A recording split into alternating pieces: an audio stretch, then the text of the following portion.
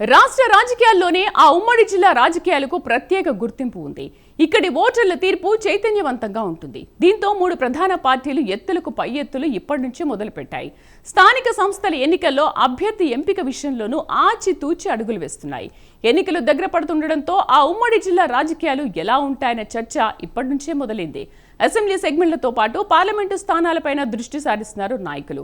ప్రధానంగా కాంగ్రెస్, బీజేపీ, బీఆర్ఎస్లు వేగాన్ని పెంచాయి. ఇంతకు ఆ ఉమ్మడి జిల్లా ఏదో తెలియాలంటే ఈ రోజు తెరచాటు రాజకీయాల్లో చూద్దాం.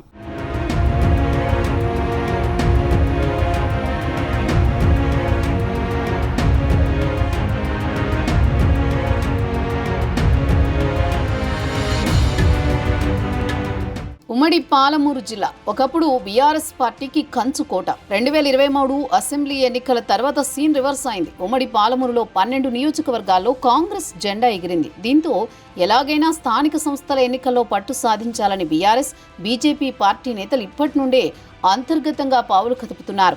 స్థానిక సంస్థలకు జూలై నెలలో ఎన్నికలు జరిగే అవకాశం ఉందని ప్రచారం సాగుతోంది.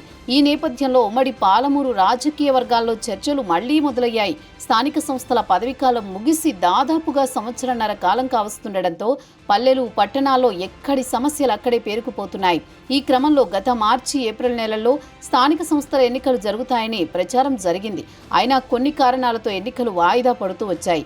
ఈ నేపథ్యంలో జూలై నెలలో ఎన్నికలు జరిగే అవకాశాలు మెండుగా ఉండడంతో రాజకీయ నాయకులు అటువైపు దృష్టి సారిస్తున్నారు.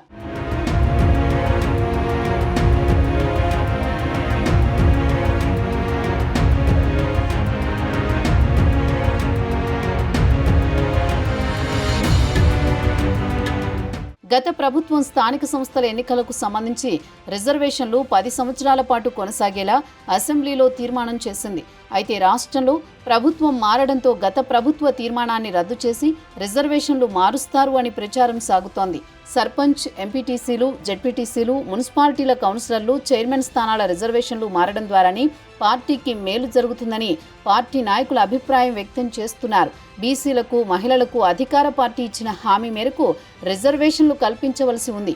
దీంతో తప్పనిసరిగా మారుతాయని కొందరు నిపుణులు అంటున్నారు. ముందుగా గ్రామ పంచాయతీ ఎన్నికలు జరగనున్నాయి. అయితే ఉమ్మడి జిల్లా వ్యాప్తంగా ఉన్న 1662 సర్పంచ్ స్థానాల రిజర్వేషన్లలో ముందుగా మార్పులు, చేర్పులు చేసి ఎన్నికలు నిర్వహించే అవకాశాలున్నాయి.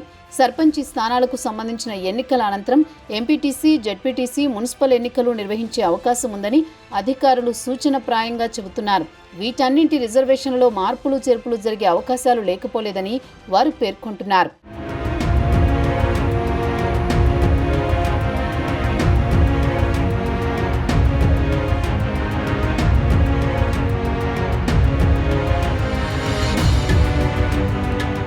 ఇదిలా ఉంటే స్థానిక సంస్థలపై పట్టు సాధించేలా అధికార పార్టీ అడుగులు వేస్తోంది. స్థానిక సంస్థల ఎన్నికలలో పట్టు సాధించే విధంగా అధికార కాంగ్రెస్ పార్టీ మంత్రులు, ఎమ్మెల్యేలు అభివృద్ధి, సంక్షేమ పథకాలతో ప్రజలకు మరింత చేరువగా ఉంటున్నారు. ప్రతిరోజు వారి వారి నియోజకవర్గాల్లో జరిగే కార్యక్రమాలకు హాజరవుతున్నారు. పార్టీ ముఖ్య నాయకులు, కార్యకర్తల సమావేశాలు నిర్వహించి స్థానిక సంస్థల ఎన్నికలు జూలైలో జరిగే అవకాశాలు ఎక్కువగా ఉన్నాయి. నాయకులు, కార్యకర్తలు అందరూ కలిసికట్టుగా పనిచేయాలని చెబుతున్నారు. అవకాశం ఎవరికి వచ్చినా సమైక్యంగా ఉండి అభ్యర్థుల గెలుపునకు కృషి చేయాలని ఆదేశిస్తున్నారు.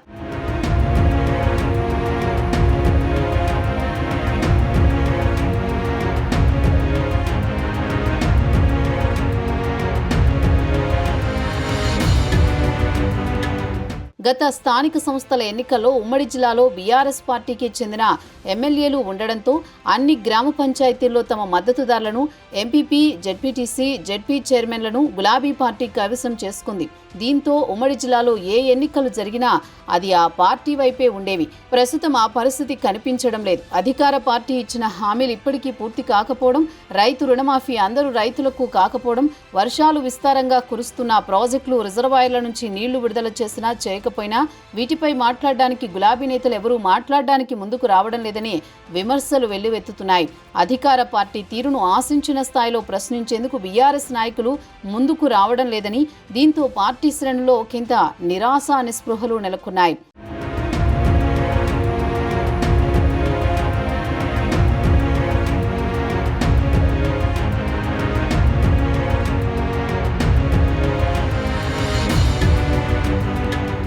గడిచిన పార్లమెంట్ ఎన్నికల ముందు వరకు ఉమ్మడి పాలమూరు జిల్లాలో బీజేపీ ఉనికి అంతంత మాత్రంగానే ఉంది.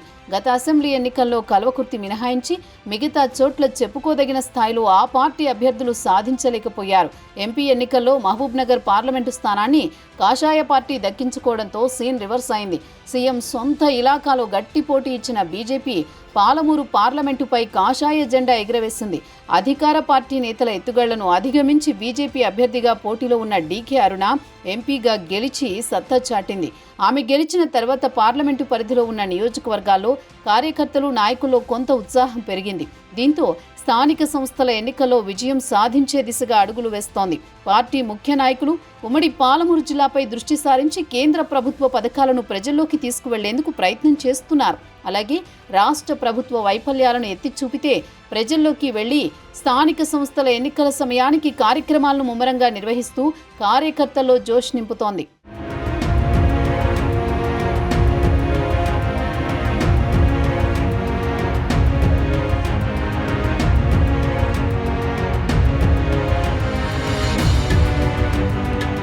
మొత్తానికి అసెంబ్లీ, లోక్సభ ఎన్నికల తర్వాత జరుగుతున్న స్థానిక సంస్థల ఎన్నికల్లో కాంగ్రెస్ పార్టీ మరోసారి సత్తా చాటేందుకు రెడీ అవుతుంటే టీఆర్ఎస్, బీజేపీ కూడా తామేమీ తక్కువ కానట్లు ప్రజల్లోకి వెళుతోంది. చూడాలి మరి పాలమూరు జిల్లా ప్రజల తీర్పు ఏ పార్టీకి పట్టం కట్టబోతుందో.